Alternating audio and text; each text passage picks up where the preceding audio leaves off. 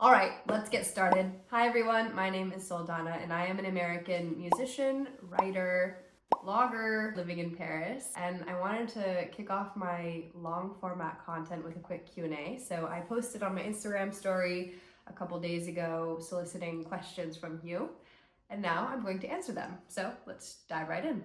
How did you and your fiance meet? Oh, this story is gonna take forever. Where do I start? We met on an app. That's it. Can't wait to marry him. How tall am I? I've gotten this question a lot, but I am 5'5". That is 165 centimeters for all of you non-American folks. The same height as Selena Gomez and Miley Cyrus, in case you were wondering. What was the most difficult thing about learning French? Talking to French people. I'm kidding. The pronunciation took me a really long time to get. Star sign. I am a Taurus. I was born on May 2nd at 8 a.m. My mom worked at UCSF, so they gave her the nicest suite with a view overlooking the Golden Gate Bridge. I was born into a life of luxury. It was all downhill from there. How old am I? I'm 28. Thank you. What kind of hate do you get from Parisian locals in your day-to-day? I don't get a lot of hate from Parisian locals in my day-to-day. Where'd you meet hot husbands in Paris? Run club? If you're a runner. Fake it if you're not. 1 + 1 equals.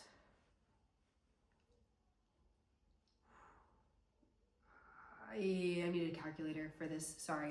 Favorite color? I like orange. I don't know, it changes every day. I think I said that because I'm wearing orange and there is an orange flower right here that my friend Claire gave me. As a congrats for my new single that just came out. It's called Starving, so go listen to it if you haven't yet. Another, how did you meet your fiance and how did you know he was the one? Because he's perfect. Nobody's perfect, but he's perfect. Thomas is the most lovely human being I've ever met, and I'm so lucky to be marrying him. I knew he was the one because he was just so right, he could not be wrong. I just moved to Paris, and I'm an American looking to make friends. Do you have recos? First of all, welcome to Paris. I'm so happy that you decided to make the move out here. Bravo, it's a really big deal.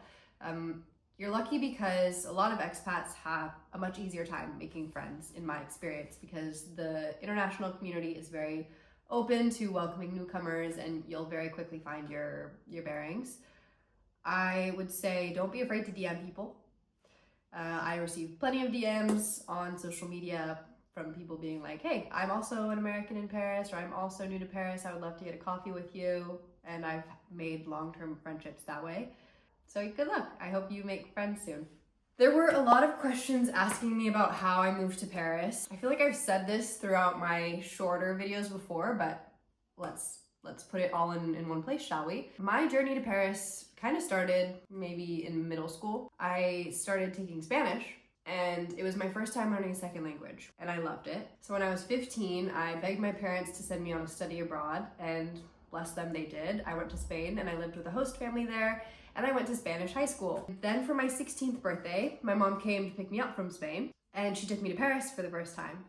And I just remember being in the Paris metro. I was starstruck by all of the Parisian boys in the metro, so I knew that the next language I was going to learn would be French and that I would move to Paris someday. Fast forward to college. I'm studying business at SDSU in San Diego, and I did my study abroad in Paris. Did not speak French. I took Spanish my whole life. I really wanted to live in Paris, so I figured I'd give it a shot. I lived with a host mom. All my classes were in French. It was a full-on immersive experience that helped me build my foundation. I graduated a year after that, and then it was time to look for a job. So I found a job as a data consultant at a French company in NYC.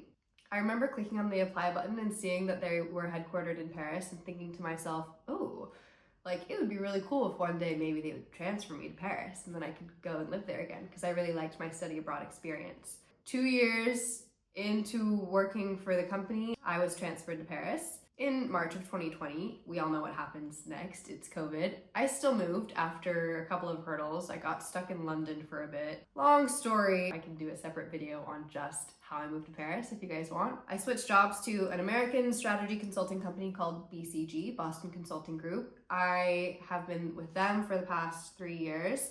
And as of 2 months ago, I quit to pursue creative endeavors full time. That's kind of it. That's how I got to where I am. What is your favorite way to prevent burnout as a creative? I like to run. I don't enjoy running, but I enjoy the effects of running. Socializing. I think socializing really helps me, and Tomas, being able to lean on my fiance is very helpful. Can you share your Filipino roots/story, please? How did you end up in Paris too? Okay, I already answered the Paris one, but my Filipino roots. So my mom was born in the Philippines, and when she was a kid, her family immigrated to the US, where she met my dad in California, and they made me and my brother. So we are half Filipino. A lot of people like to tell me that I don't look half Asian, and that really hurts my feelings because I definitely felt Filipino growing up. My mom had my ears pierced as soon as I was born at a Claire's, and they looked at her like she was crazy to pierce a newborn's ears. But why did she do that? Because she's Filipino, and I was a girl, so that is a Filipino tradition. I never had a babysitter growing up. It was always my Lolo and Lola's house, who I went to all summer or after school. I feel very attached culturally. There's a lot of people who, the second that you're mixed, they like to argue that you're not blank enough. You're mixed, you don't count. Why can't I count? I'm half, so what am I? Just only white? You don't really fit in either box. Favorite book series? I'm really into Fourth Wing. The first book is really good. Second book, meh. Third book, pretty awesome. I'm excited for the rest of the series. 2 more books left. To impress me, Rebecca Yaros. Cuckoo, where are your glasses from? Are those American or French brands? I wear a lot of different glasses, so I'm not sure which ones you're talking about. My current reading glasses are Tom Ford's. Why did I quit my job? I'm innately a very creative person. I've always been drawn to art, music, and words. I was able to grow a community, and thanks to my community, I have been able to pursue so many different projects that I never imagined possible on my own. And I reached a point where I no longer needed my corporate job, and I figured I would take a chance at chasing my creative passion. How did you start writing your novel? I was one of those girls who loved Twilight. As a 12-year-old, 11-year-old, I'm not sure when the movie came out. That was like my gateway drug to the sci-fi, dystopian, fantasy genre. And then as soon as I got to college, I stopped. And I think this is a pretty common anecdote of a lot of girls who were really into reading when they were younger. A friend of mine introduced me to ACOTAR, Sarah J. Maas. And so maybe like 2 years ago, I read the first ACOTAR book. I found myself re-immersed, like reliving this beautiful world that I hadn't lived since I was a preteen.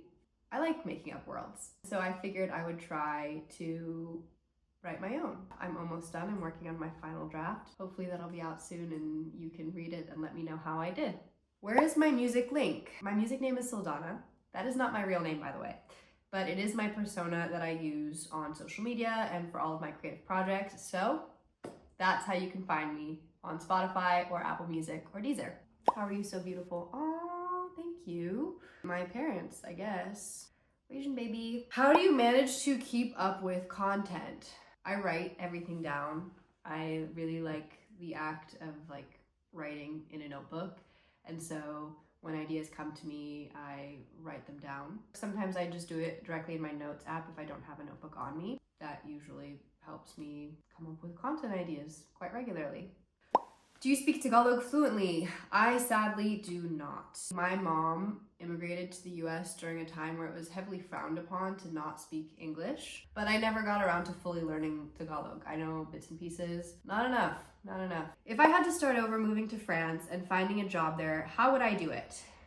I would do it exactly the way I did it. I think it's the easiest way to have like the highest standard of living as soon as you arrive, which is join a company in your home country that you know has an office in Paris, and eventually work your way towards an internal company transfer to their Paris office. I think that's easier than coming here and trying to get a job without any anchor. There's also the school option if you wanted to try to get your master's here. There's the au pair option if you wanted to watch kids temporarily, and we're moving here more to, I have a lot of friends who started as au pairs and then moved into longer term careers after that. There's freelance visas. There's honestly so many different ways that you can move here. It is a pain. I think it's easier once you're already here. The first step is definitely the hardest, but once you get here, just know it gets easier. How am I adjusting to retired life? well and not well. I love that I can make my own schedule, but it's also very intimidating. I'm working on a lot of different projects right now, and I always feel guilty on when I'm working on one and not the other. If I'm writing my book one day, I feel bad that I haven't made any content. If I'm making content, I feel bad that I haven't been working on my music. I'm still getting into the swing of things. I think it'll take some time for me to get adjusted coming from a very 9-to-5 corporate role, but it's coming along nicely. Thank you for asking. Why is your little brother a literal smoke show? Fire emoji, heart eyes emoji. I wonder who sent me that question. I don't know, probably because his sister's a literal smoke show. Thank you so much for getting through this whole video. It was probably really long. I've never done a video this long in my life, just talking to a camera, nobody else in the room. Very awkward, but I would love to make more of these. I would love to vlog more about what's going on in my life, and so I hope that interests you. And cheers, have a good one, you guys.